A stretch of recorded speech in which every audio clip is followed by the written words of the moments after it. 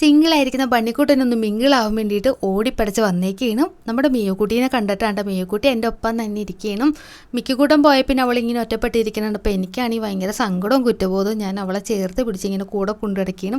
അപ്പോൾ അവൾ എൻ്റെ കൂടെ അവിടെ വന്നിരിക്കുന്നുണ്ട്. അപ്പോൾ ഇവിടെ നിന്ന് ഓടിപ്പടച്ച് വന്നാണ്. അവനെ കണ്ട പാടെ തന്നെ മിയക്കുട്ടി ഇറങ്ങി ഓടി. മിയക്കുട്ടീനെ നൈസായിട്ടൊന്ന് വളച്ചെടുക്കണം കേട്ടോ. അതാണ് മച്ചാൻ്റെ ആവശ്യം. അവനെ കണ്ട പാടെ തന്നെ അവളാണെങ്കിൽ അവിടെ നിന്ന് ഇറങ്ങി ഓടിക്കളഞ്ഞു.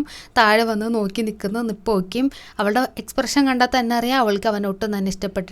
ഏതാണ് ഈ കാട്ടുമാക്കാൻ, എവിടെ നിന്ന് ഇവൻ വന്നേന്നുള്ളൊരു മട്ടിൽ നോക്കി നിൽക്കണം കേട്ടോ. ഇവൻ്റെ ഈ നോട്ടം കണ്ടിട്ടുള്ള മിയക്കുട്ടിയുടെ എക്സ്പ്രഷൻ നോക്കി ഇഞ്ചി കടിച്ച കുരങ്ങനെ പോലുണ്ട് കേട്ടോ. അവളുടെ നോട്ടം കണ്ടാൽ തന്നെ അറിയാം അവനൊട്ടും തന്നെ ഇഷ്ടപ്പെട്ടിട്ടില്ല. എങ്ങനെയെങ്കിലും ഇവൻ്റെ അടുത്ത് നിന്ന് രക്ഷപ്പെട്ടാൽ മതി എന്നുള്ളൊരു മട്ടാണ് കേട്ടോ. അങ്ങനെ രണ്ടും കൂടി അങ്ങോട്ടും ഇങ്ങോട്ടും മുഖത്തോടും മുഖം നോക്കി ഇരിക്കുന്നുണ്ടായിരുന്നു.